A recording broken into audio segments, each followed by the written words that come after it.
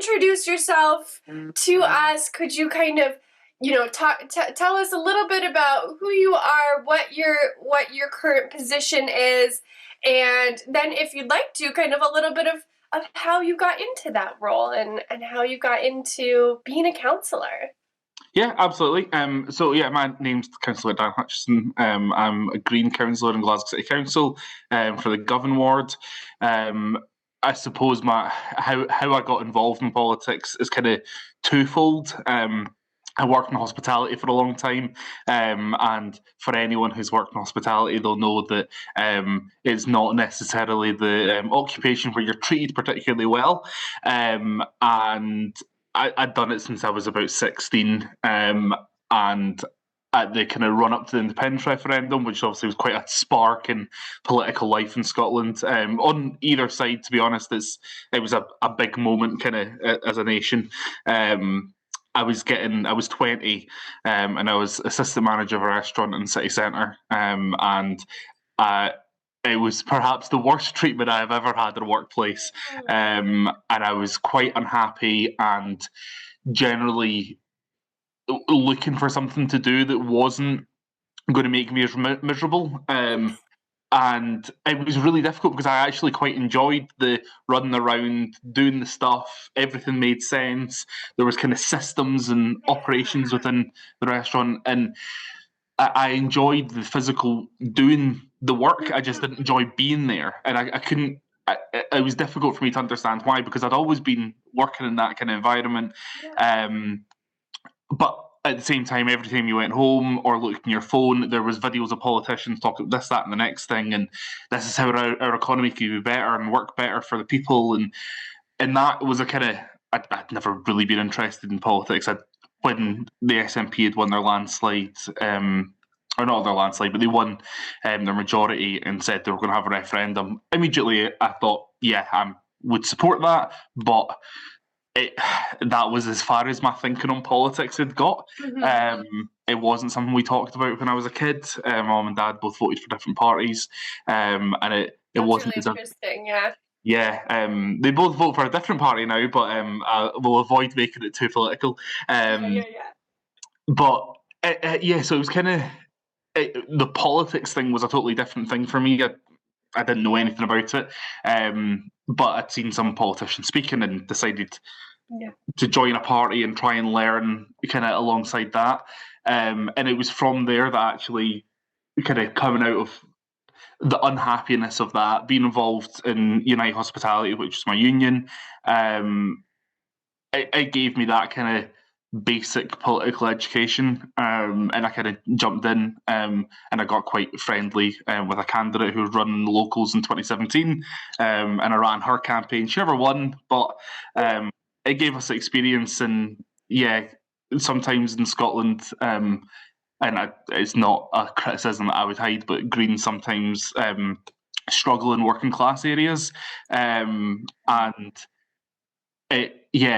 it felt to me as if it was doing the right thing, talking to people that were like me in the areas that I lived, and that was kind of it, and it kind of rolled on from there, and I got involved in some stuff where I live.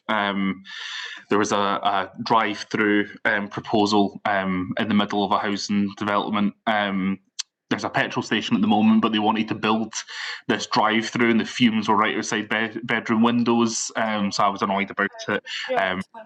And we did a big campaign. We stopped it. They withdrew the application. And then there's a community hall. I got involved with the board there. And then from there, I was kind of like, you know what, I should probably... They're looking for someone to run in Govan, so I might as well do it. The two of us, they're quite good pals. We both flung our hat in the ring and said, whoever wins will run the other person, they'll run the campaign. And we did it, and we still worked hand in hand. So it might be her turn next time, we'll see. Oh my God, I love that. I feel like through this, through getting to hear all these stories, so I've been getting to talk to lots of our winners, there's so many stories of people collaborating and cooperating in circumstances where you would go, either it could go one way or it could go another. And so the people, I love hearing that. It's so inspiring.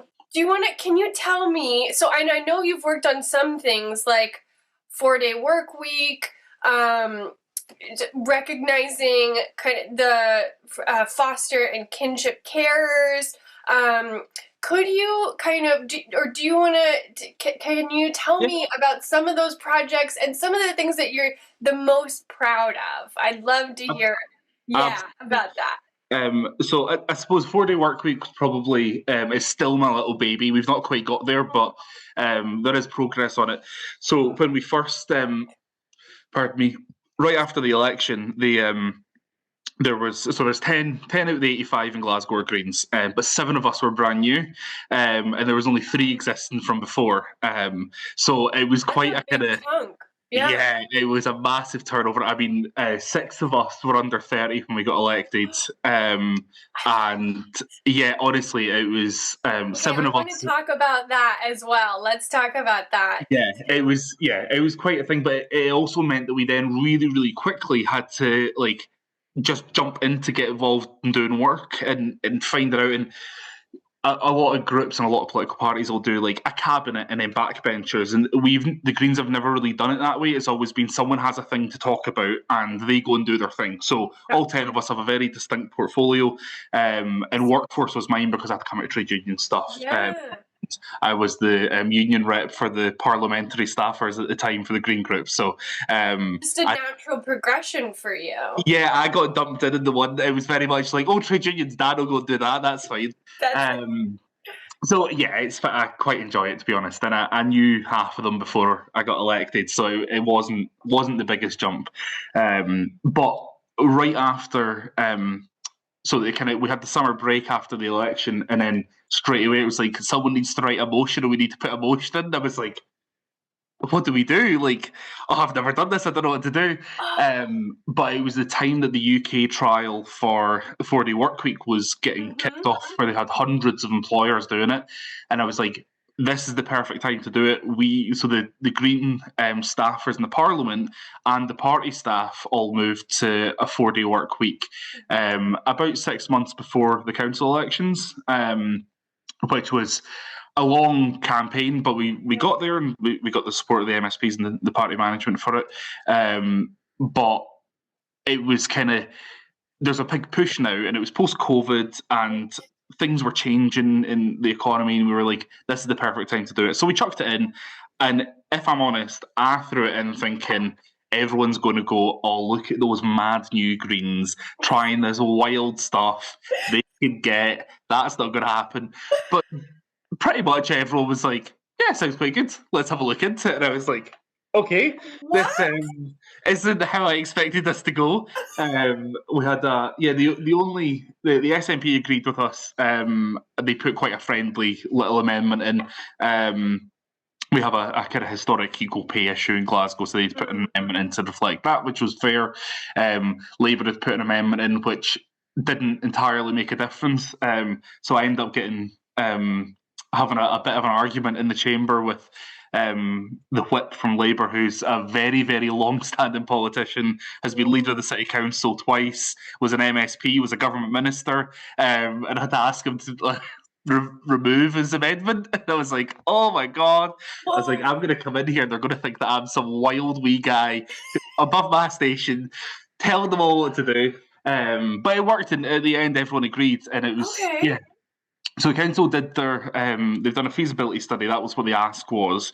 The feasibility study, long and short, is really expensive, but we kind of know how we can implement it if we have the money, which was the intention. I didn't think it was going to go straight off the bat, but right. But that's kind of probably part of the point of the feasibility study, right? It's like to find out those things, and then you can adjust and.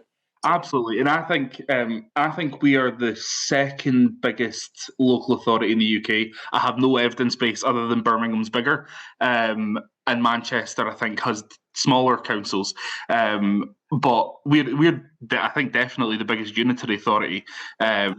So we've got a lot of employees, so we would have the biggest financial burden to do it. So the thinking was, if Glasgow can do it, then everyone could do it.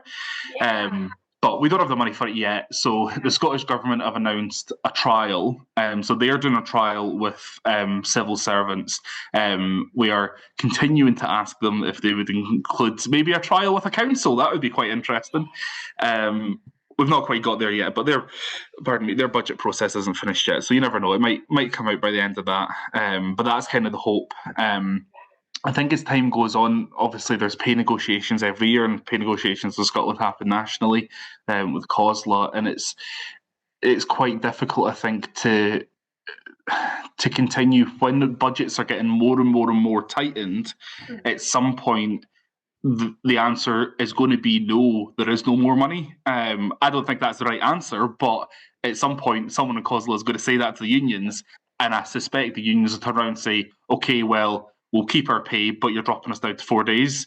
And that may be a more feasible thing, but councils need to know how they can implement that, because it'll be a really quick turnaround. So it's kind of getting us in a position where we're prepared to do it as soon as we can do it. You have to think, like, we all switched to remote working at the drop of a hat when COVID happened, so we're more agile than we think we are a lot of times. Absolutely. Yeah. I mean, one of the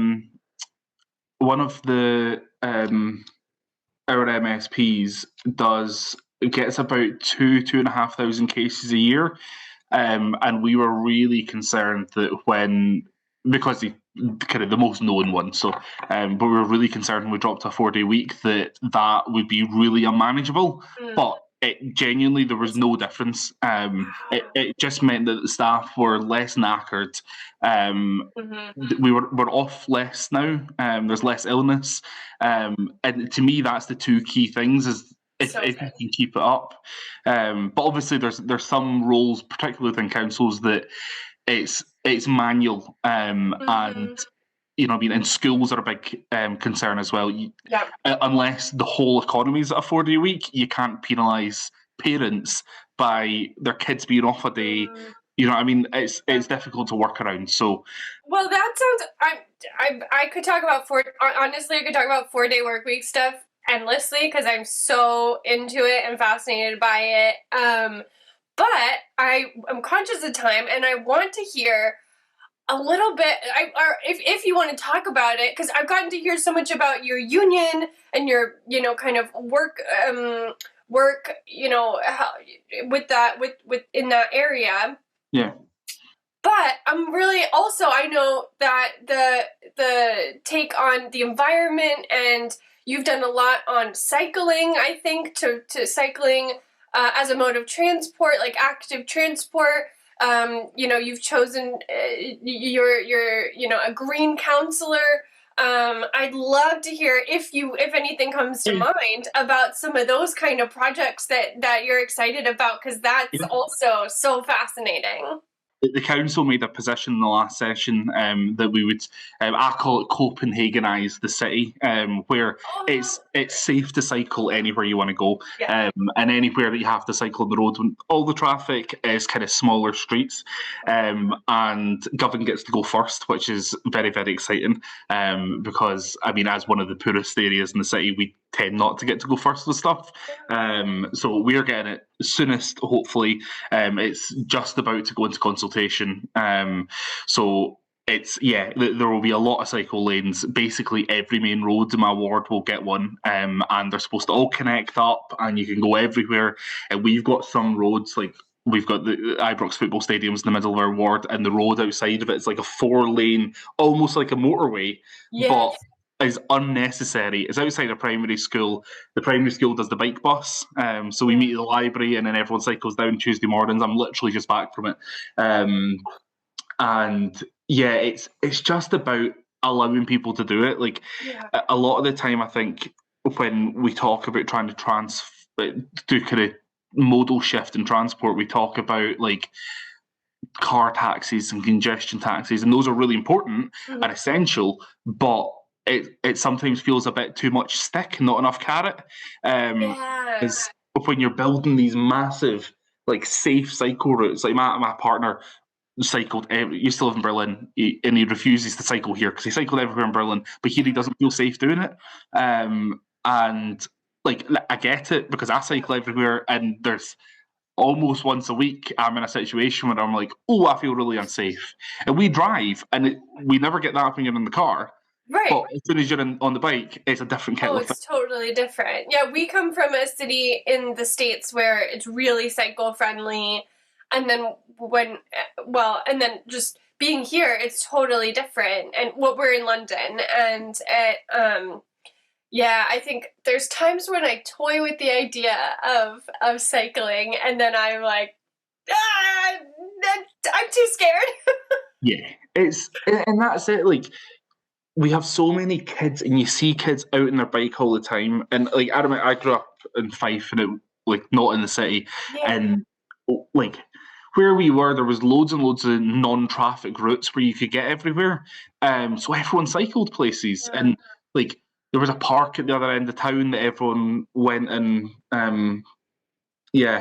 let's say hung about in on a Friday night, and it was like 3 miles from our house. Yeah. But we would all cycle there But it because was no trouble. that's just what you did. And then here you see kids, and they have to stop, and they look terrified. And like the amount of times I've had to stop and help a kid across the road because it's 4-lane roads that they're not motorways, they're not dual carriageways, they're just residential roads that are too big. So yeah, that's kind of the hope. When the land, so where we are in Glasgow is between where was Glasgow and Paisley. Yeah. So historically, it was all kind of plantations and small kind of farmsteads the whole way along. And when the land was transferred into kind of the public realm, it was required that it would be boulevarded.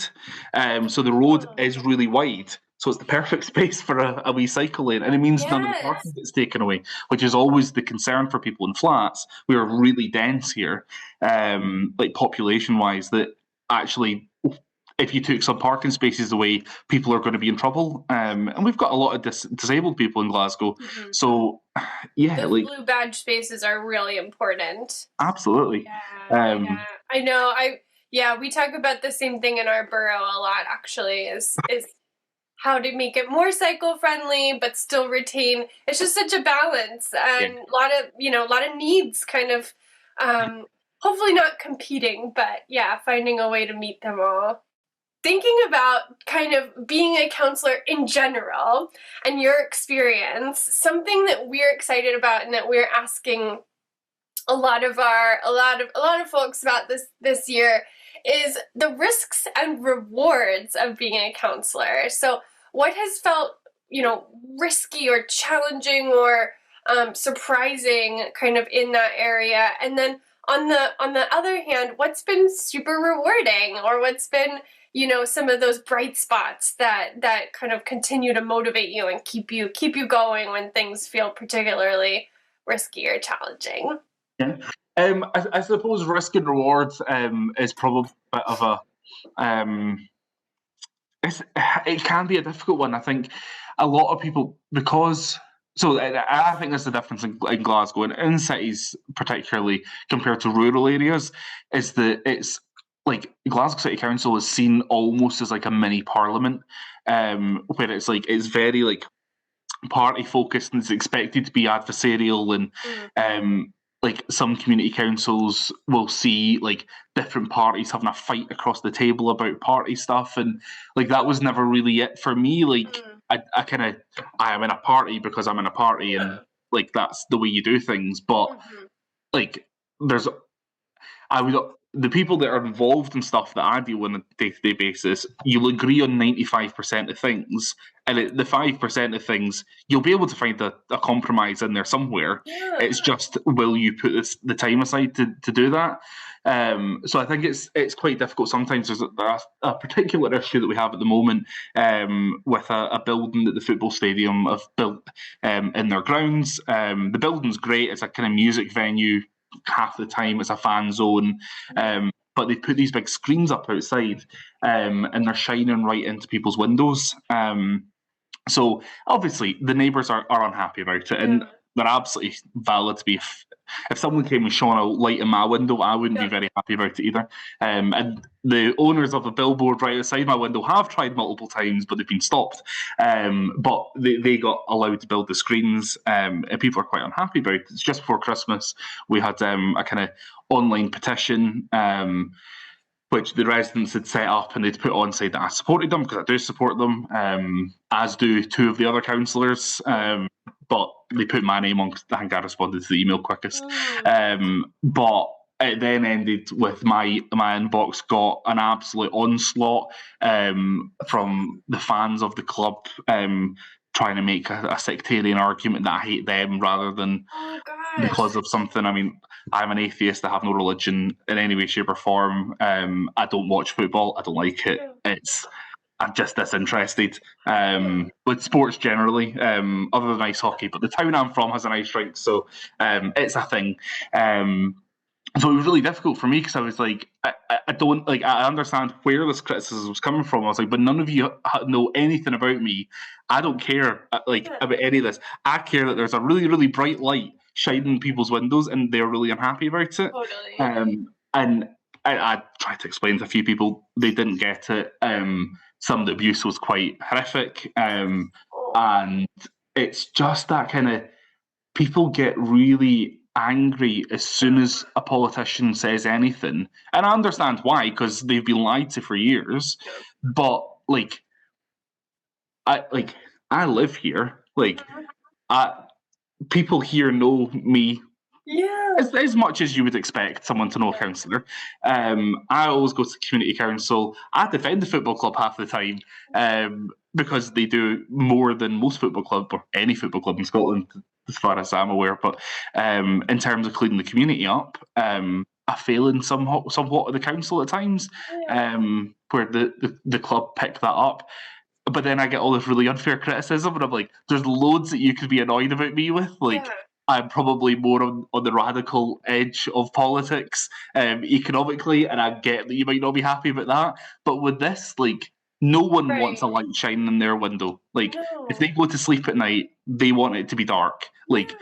So yeah, it's a really weird one where people were trying to defend the club, but I'm like, all the people that are unhappy about this are also fans of the same club. It's nothing to do with the football. Right. You're like, these are totally different things. It gets super personal when it shouldn't. It's like, it's probably honestly a pretty straightforward solution. They could probably figure, it probably is like, point the lights down or something. I don't know. I'm not, but hopefully, I think we have reached a somewhat compromise, but tomorrow night, community council, so I'm sure we'll find out then. We'll find out, but regardless, that's beside the point. But that gets, like you said, that gets to the point of that's not relevant, and it's abuse at that point, and that's got to wear on you, and that's got to be. I mean, I can't handle one mean comment on social media, so let alone Yeah, I mean, I got to the point last year where I left social media. I do Instagram, but I don't do the other ones because it wasn't even helpful. I actually went through. I've got, I think, nearly 2,000 followers on Twitter because I've had the account for years, and I went through and tried to find people that I knew were constituents, and I think I got about 40, and I was like, I will see these 40 people probably on a monthly basis. So do they need me to react to what Keir Starmer said or what Rishi Sunak said? Probably not, because it's irrelevant to what happens here. I'm not going to comment and say I got the bins on X street collected yesterday, because who has the time to do that? If I see them, I'll tell them. If they email me or phone me or text me, I'll tell them. And I was like, I was spending probably about 3 or 4 hours a week either doing social media or stressing about social media. And I was like, if I just don't do that and I spend that time doing casework, maybe that would be a better outcome. And that's a better use of the time. Yeah, absolutely has been. I get so much more done now. So okay, brilliant. Well, talk to me about the rewarding bits, the bright spots. What in your mind washes all of that away when you think about it? What gets you out of bed, excited, putting your councillor hat on? Yeah, so I always think that the point is to try and make someone's life easier. That's kind of what we're there for. Like, government, any level, is just bureaucracy, and some of it's necessary, some of it maybe not. But the reason we're there is to make that bureaucracy work so that people don't have to spend their whole day doing it. So for me, what I get out the most is when you manage to solve something, because it's not particularly easy and it doesn't happen all the time. But sometimes you can jump on something and get it fixed really quick.